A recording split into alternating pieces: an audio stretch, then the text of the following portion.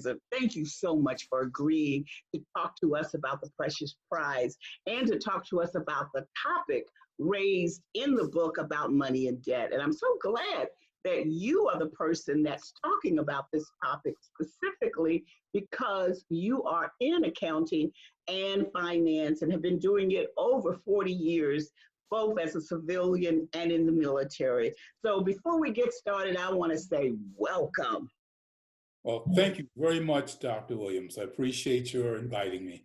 All right. Well, you're quite welcome. Let's jump right on into this topic. And I know that you got your book, first of all, online. You downloaded yours using the technology. So yours was on your computer and on your phone. So I thank you for that type of support and just letting our viewers know that you can get it either way as a soft cover or as downloading it on your device.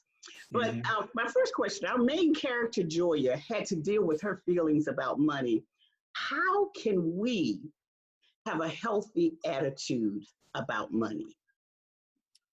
In my opinion, we can have a healthy attitude about money by realizing that money is a tool.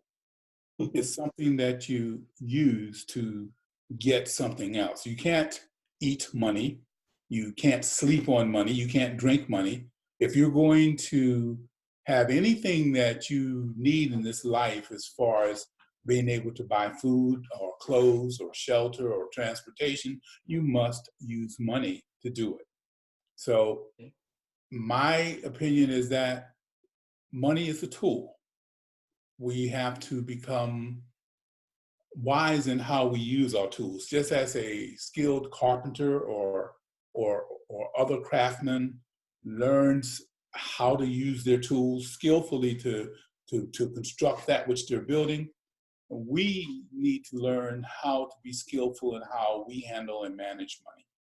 Okay, thank you for that. I know that you've had experience, particularly when you were in the military, helping soldiers and others deal with debt consolidation and getting their financial house in order. And we saw in the book that the character William was very angry about debt accumulation and believed in budgeting and saving. So our question to you is, how can a couple resolve their differences when they have opposing views about money and about how to budget and take care of their spending?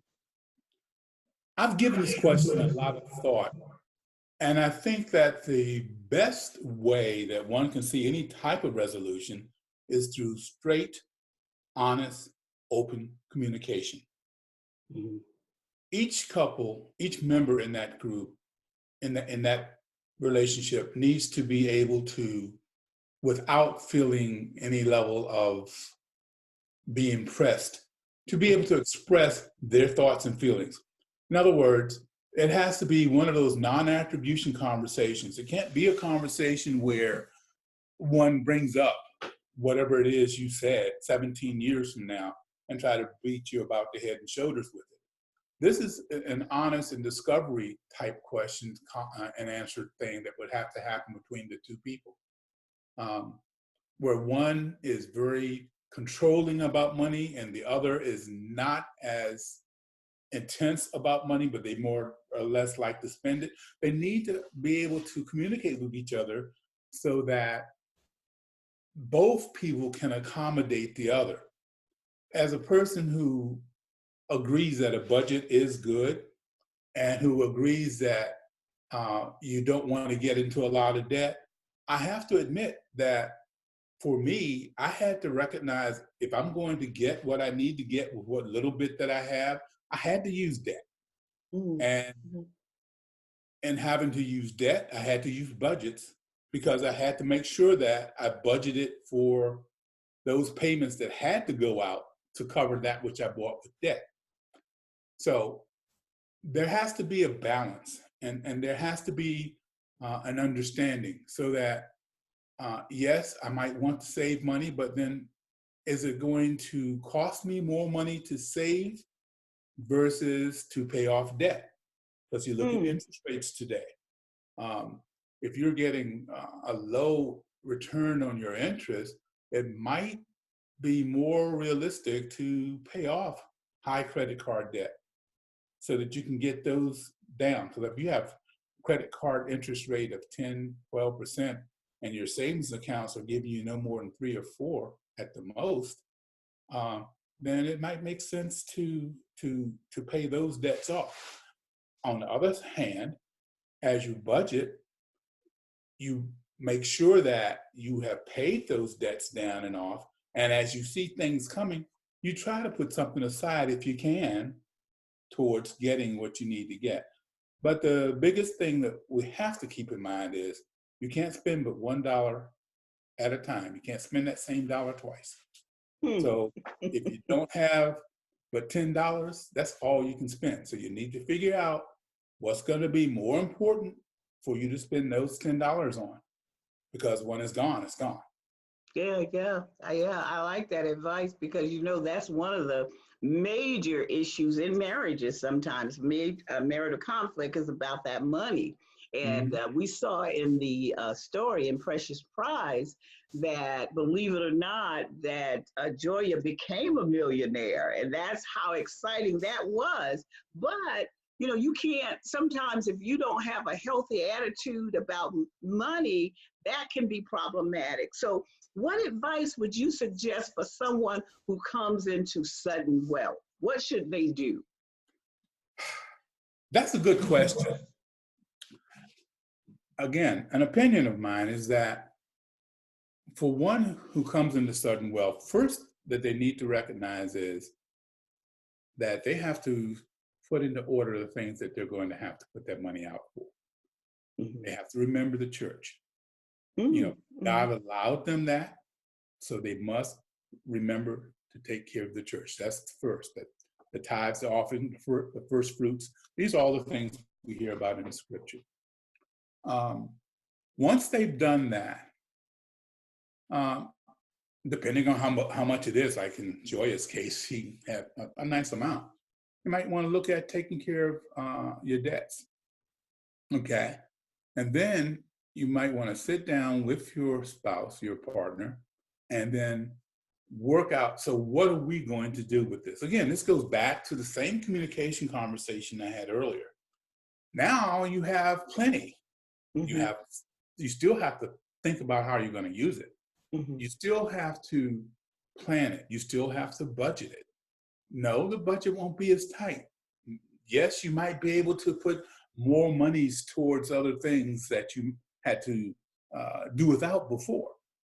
But because money does not last forever, it is a perishable item.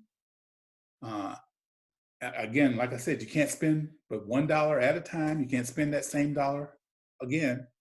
You need to sit down and then take the time to figure out what you're going to do. You might look into some personal financial management classes. You might take a course. You might get a consultant. But before you get a consultant, I would suggest doing your homework on what they would be telling you, because I find that it is not a good thing not to understand what the advisors would be telling you. So understand, do a little bit of reading, a little homework of your own. I mean, after all, you have that. Now, another side I would say too is if you're still working, keep working until you figure things. No, you're not being greedy. You're giving yourself time to settle in to that new situation. You're giving yourself time to figure out what you're going to do next. And I would also suggest that you do not throw some huge banquet or party or some mess like that. There are so many people out there nowadays who look at you, and if you are a person who appears to be doing reasonably well already, and then you get something else, you might be setting yourself up to be robbed. So just take your time, think through what you're doing. Stay employed.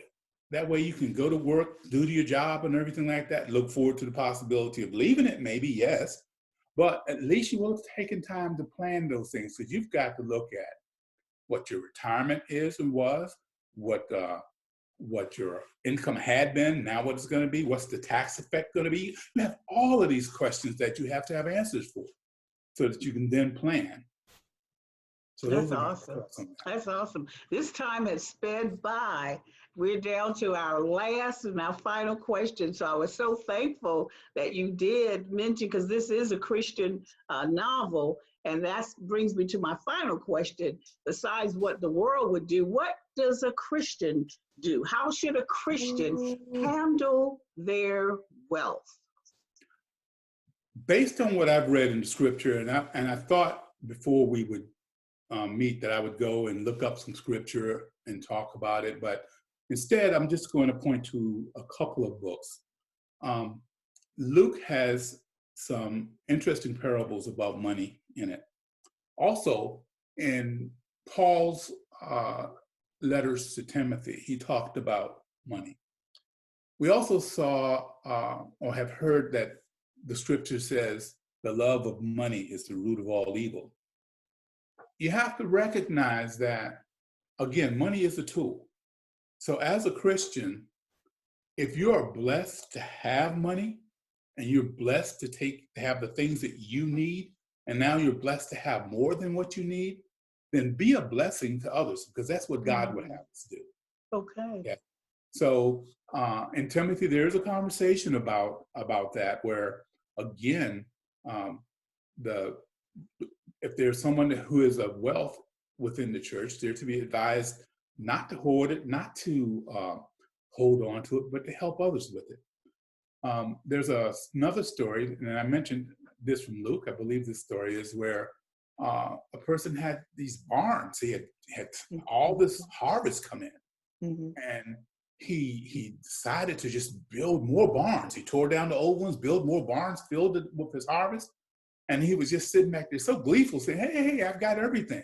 Well, no, he ended up dying and it went to someone else. So while you can, where you can, use what you have to help. Start with your family. Yes. Start with your family. Yes. This goes back, again, to some of the things in Timothy's, in Paul's letter to Timothy, both 1st and 2nd Timothy. One of the conversations Paul had was that, on how to take care of the needy within the church, the widows, the orphans. And he was saying that if there's a person who is in need and they have family, let their family take care of them. So, because, if you don't take care of or look out for your own family, then you are worse than an infidel. So again, these are the type of things that we as Christians ought to be about. Now, how do we get in that habit? We don't wait until we get a large windfall. We start doing it what little bit we can now. If I only have $100 to spare, and if I find that there's a person who might need 50, then I might be able to let 50 of it go. And if I get it back, great. If not, great. There's so many things happening nowadays that we have more opportunity than not to support other people. So those are my thoughts on that. Well, thank you so much again. I'm going to give you the final words as we close this discussion on money and debt. We saw that it played heavily throughout the book and the Precious Prize. People are having to make decisions about how they're going to spend their money. And so we'll give you the last words on this. Thank you again for your advice to our readers. Well, the final words that I would have was that we aren't to love money. Be glad for what we can do with money, but don't love money. Love people. Be glad and be thankful to God for what we have. Be thankful for our jobs.